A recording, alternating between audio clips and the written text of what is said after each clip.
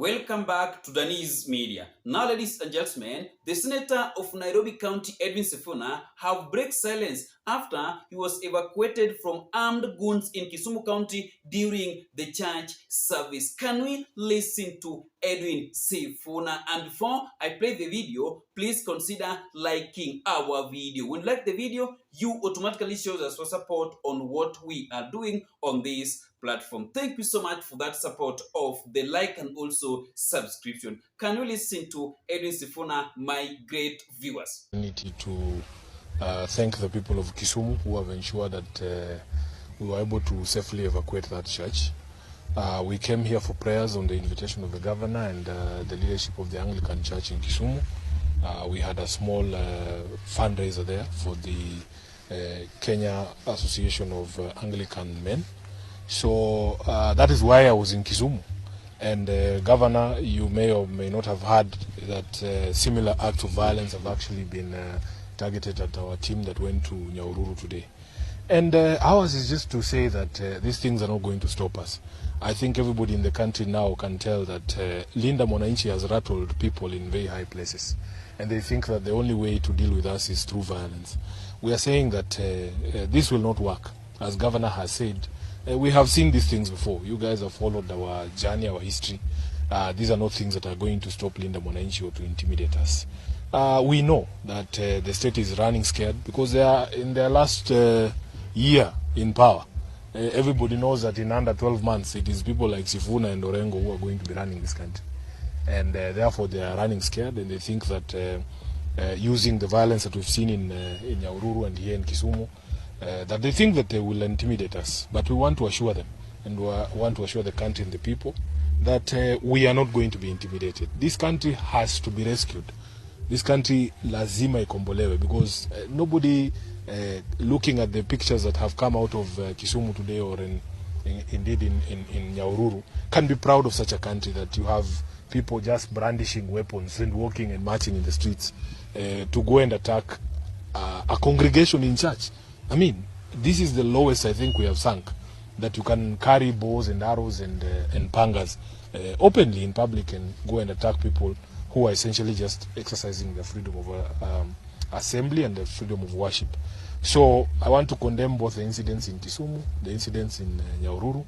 I have spoken to Governor Kangata. He has told me that one of his, I think it's his driver who's been shot. We are praying that he gets well soon. We are hoping to God that that man, young man, survives. He didn't do anything to deserve the sort of violence that has been meted or directed at him and the entire Linda Mwananchi team. So I just want to encourage all Kenyans that this too shall pass. This too shall pass, Governor.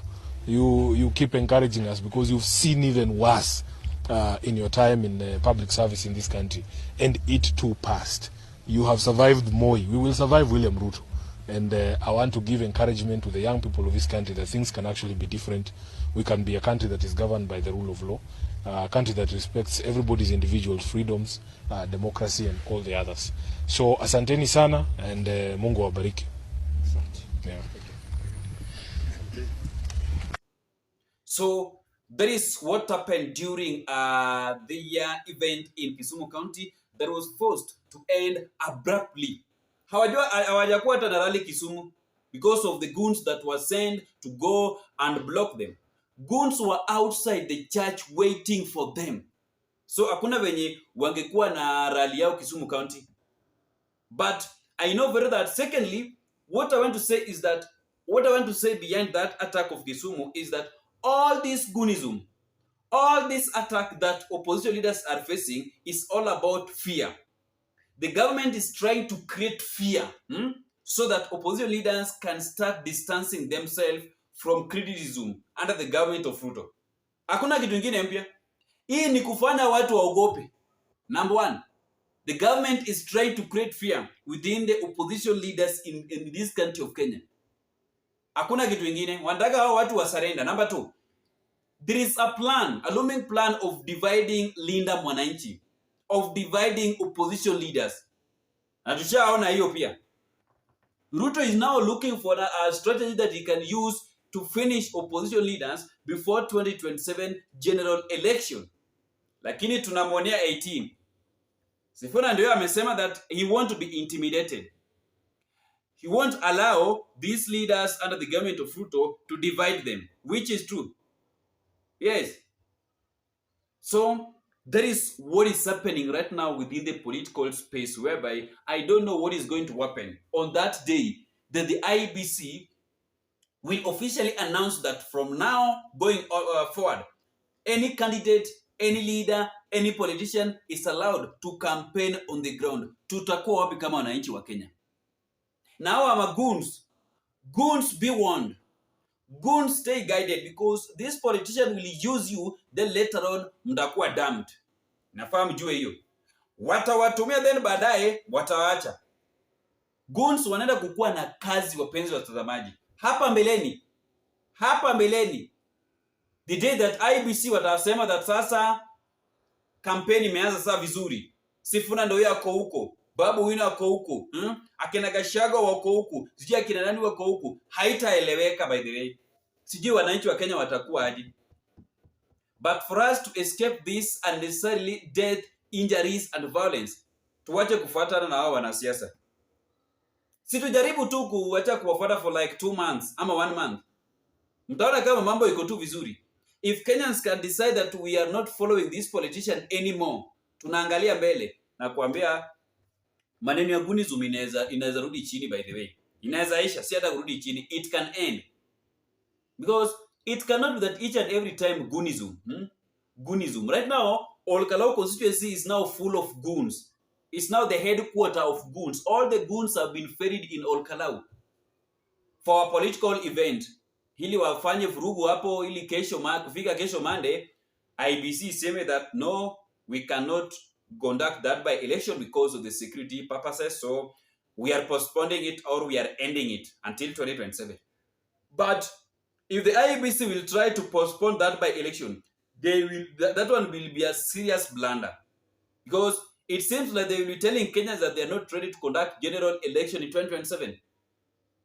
IEBC are the people that, do you know that IEBC can also end the ongoing goonism in this country of Kenya? Ask me why. They can now say that any politician that will be found with goons will be disqualified for 2027, for vying for 2027. Utakuwa disqualified to be on the ballot box 2027. Yani any politician mwenye atapatikana na goons atakuwa disqualified. IEBC can end the ongoing goonism in this country of Kenya, because our politicians, our leaders are the people that are hiring these goons.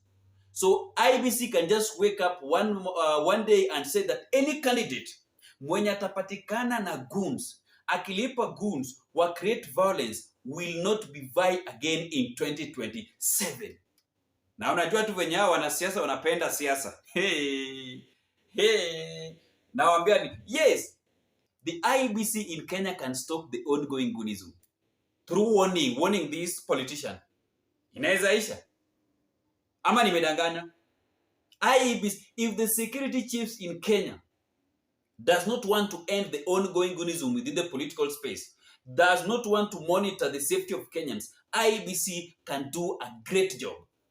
So wanaita tu press conference, then wanasema that from now onwards, any MCA, any senator, any governor, any women rep, any president, any leader, any candidate that will be found behind goons, hiring goons, won't be on the ballot box, won't be allowed, will be disqualified to campaign. Hauta campaign, hautakuwa kwa ballot until 2032.